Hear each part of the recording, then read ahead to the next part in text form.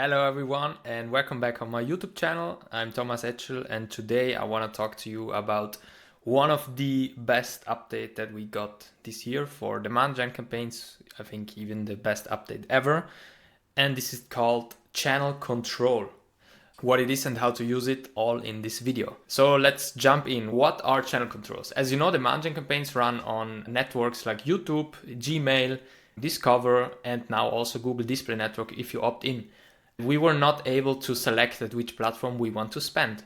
But now with channel controls, you can really pick each channel and select where your demand gen campaign should run, should spend the money on. I just want YouTube Shorts, for example. I just want Gmail ads. I just want Discover, or I want a mix of YouTube and Gmail, or YouTube Shorts with Gmail. So you can really now decide yourself and customize your demand gen campaign based on the results and based on your business goals. There are obviously benefits that you can take out of it. So you can really customize. You can have tailored ad experiences, for example, making sure that your ad is only shown on YouTube Shorts, for example, if you want it. There is also greater transparency, for example, because now you can get a detailed breakdown and data of performance by channel. And now I'm gonna show you how this looks like. So here in your demand gen campaigns under ad group, you will have a new box that is called channels with a beta sign.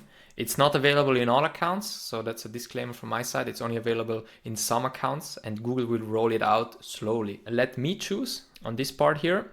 And if you choose that, then you will see here exactly the networks where demand gen campaigns are running currently. And you can select by yourself, based on your goals, based on your vertical, based on your creative, at which platform your demand gen campaign should run. So we have YouTube. And in YouTube, we have three different parts. We have YouTube in-stream, that is shown during or after a YouTube video.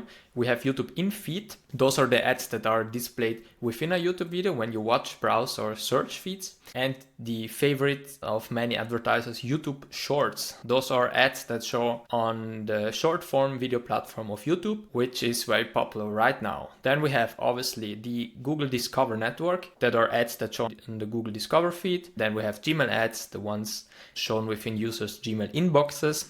And we also have the Google Display Network. Those are videos and images that can show across Google's network partners on a lot of websites and apps. A very important thing is that we have a channel level reporting where we can see the performance of each network. So that's amazing, because before on demand gen, we only saw which creative or which audience segment got the best metrics or the best conversions. But now you can really see where my conversions came from. Did they come from YouTube? Did they come from Gmail or from Discover?